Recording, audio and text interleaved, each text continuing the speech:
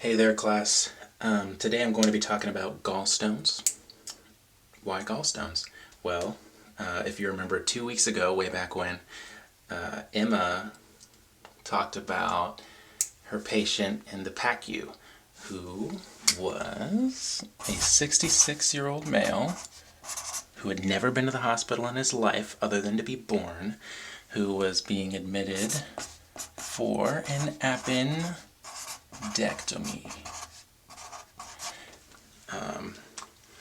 When they were diagnosing his appendectomy, they were doing a CT scan. So they saw that his appendix was big and it probably ruptured, which it ended up rupturing.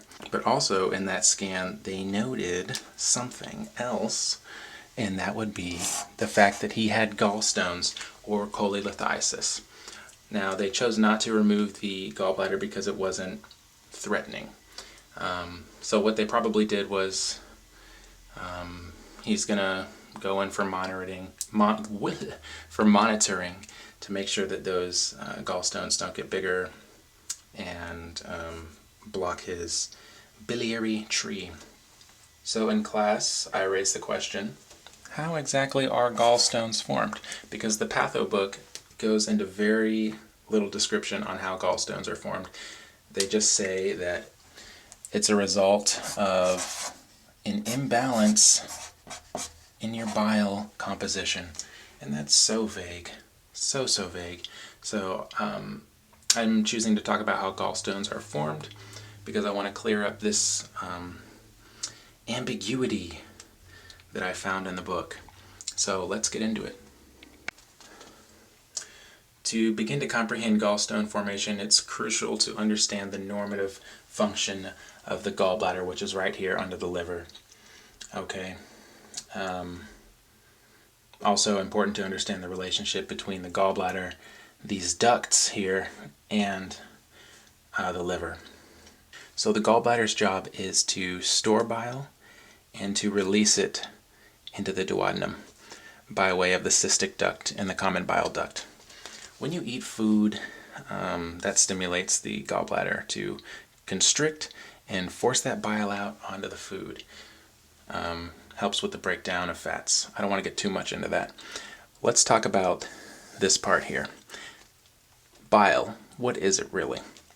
And where does it come from? Well, I'll say it comes from the liver. It's processed in the liver. And it travels through these hepatic ducts. Well, first it travels through bile ducts, and then it comes through these hepatic ducts, through the common hepatic duct, and then into the cystic duct here. It's like 75% goes into the cystic duct and into the gallbladder, while the rest is stored in the cystic duct or squirts out on food, okay? And so the gallbladder holds about 45 mLs of bile at a time. Now here's a view of what a section of the liver looks like. Before I get into that, I'm sure you're wondering, bile, what the heck is it? Like what makes up bile? So I'm going to tell you right now what makes up bile. In bile, we have water, electrolytes, bile salts, fatty acids, cholesterol, protein, bilirubin, phospholipids, and other things. It's composed mostly of water and electrolytes, followed by bile salts. I have cholesterol starred for a reason, and I will explain that later. So I wanted to tell you that these are hepatocytes here in the liver, and these little ducts in between are called canaliculi. Man, I hope I'm saying that right. But they're little canals that lead to bile ducts here, and the bile ducts come together to form the I need to look at the picture, to form the left and right hepatic duct and the common hepatic duct and everything that carries the bile to the gallbladder. These hepatocytes secrete bile salts into the canaliculi, and from there bile salts via osmosis extract water and electrolytes into the canaliculi, and also the bile salts in those canals triggers the release of cholesterol and phospholipids into those channels. Okay, In just a second, we're going to go over how cholesterol is carried in bile, because cholesterol is kind of the, what makes gallstones. It's an increase in cholesterol. So that's an important component of bile to note when we talk about gallstones. So I just told you that an increase in cholesterol contributes to the formation of gallstones. Yes, that's true. I just wanted to get that out there. We're going to go into that in just a minute. I think it's important first to go over how cholesterol is carried within bile, because bile is a solution, has all these things, right? And you're like, is it important that I know the 4 ways that cholesterol is carried in bile? Well, yes, in 2 ways, because 2 ways contribute to the formation of gallstones. So it can be carried in mixed micelles. Micelles are aggregations of lipid molecules. So this is a more complex of the simple drawings. This is the more complex of the 2 ways that cholesterol is carried. And the other way that cholesterol is carried is in unilamellar vesicles. Unilamellar pretty much means one wall. So you have this, you see this phospholipid layer. And cholesterol is pretty much housed right in there. When bile moves through the bile duct, or just through the canals that I was talking about, changes take place to the bile because of, secretions from the epithelial cells. Okay, and a lot of these unilamellar vesicles change into mixed micelles. Mixed micelles are more stable, and by the time it gets to the gallbladder, most of cholesterol is housed within these mixed micelles. But when you have an increase in cholesterol, you have a lot of these unilamellar vesicles that are left over in the gallbladder.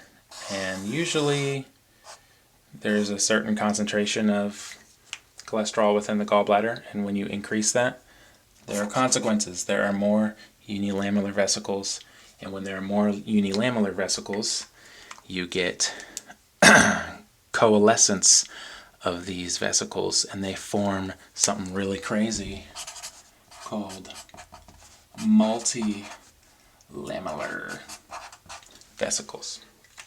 Okay, so you think it's got many layers now because they're seriously like combining within the gallbladder. And the problem with these, you're like, okay, well, what's wrong with that? The problem with these multilamellar vesicles is that they are less stable and more easily break down. I'm going to explain that in just a minute. So now we're in the gallbladder, and say there's been an increase in cholesterol for reasons that I can go into later. There's an increase of cholesterol in the bile, okay?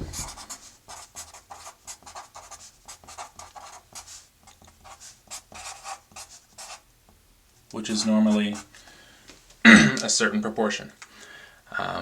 And when there's too much cholesterol, they call that supersaturation. Okay? Supersat. Supersaturated cholesterol in the bile. Okay? By the time it gets to the gallbladder, when you have too many of those unilamellar vesicles I was talking about, it becomes multilamellar, forms something kind of like this. Now, the reason that's important is that it's less stable. Something else that gets released by these epithelial cells in the ducts is called mucin. Gross. Sounds like mucus, because it essentially is. Mucin is a gel-like, it's a protein that is responsible for forming gels. So, think snot, right? Gross. Mucin, when it comes into contact with these multilamellar cells, it is likely to crystallize. So these cells ultimately become crystals, right? Okay, think Hope Diamond. Not really, don't think Hope Diamond. And these crystals, they're really small, but when they build up in the mucin, they form what you may have heard before It's the precursor to gallstones. It's called biliary sludge. Beautiful term. Again, this biliary sludge is made up of these crystals. They're called monohydrate cholesterol crystals and mucin. And that sludge, when it builds up, when it propagates into gallstones, and it ultimately causes something called cholestasis. Think hemostasis, blood stops. Cholestasis is what happens when there's a suppression of bile flow within the biliary tree that I went over right here. So a suppression of bile flow. That can happen from biliary sludge. So now that I've discussed the consequences of cholesterol supersaturation within the bile, I want to talk about conditions under which cholesterol secretion by the liver is increased. Okay, great.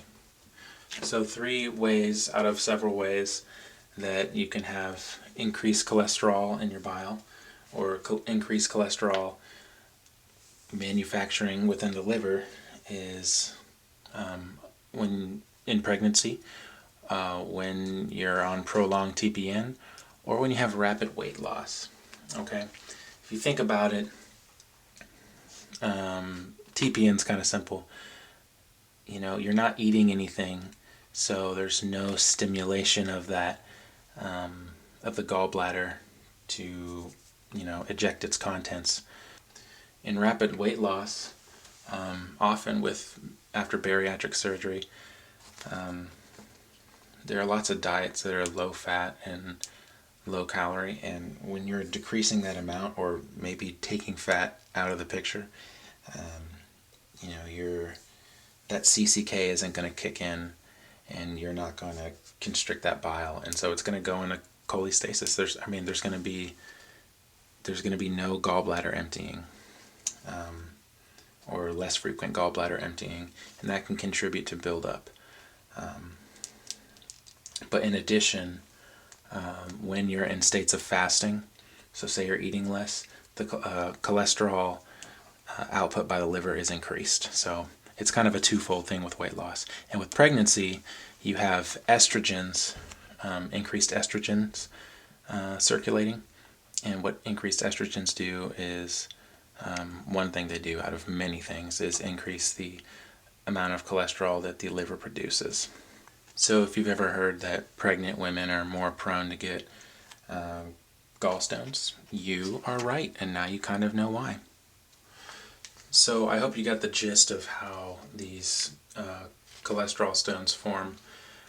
There are 3 types of gallstones, actually. You have cholesterol stones, and then you have black or brown pigment stones. Most of the cases in the U.S. are the cholesterol stones, so I just wanted to keep my education limited to the cholesterol stones. After this video, if you have any questions, please let me know so I can fill in the gaps. I could really go into detail about how these stones form. I just wanted to, for the sake of time, not get super into it. So anyway, I just wanted to briefly go over treatment of these of this condition. A lot of the times gallstones go unnoticed, so this is called asymptomatic cholelithiasis, and I guess this was the case for the guy in the case study a couple weeks ago. He's asymptomatic, and what they'll probably be doing is monitoring to make sure that those stones don't grow or become symptomatic. Usually,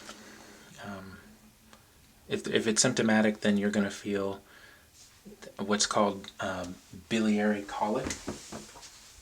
Let me write it down. It's called biliary colic.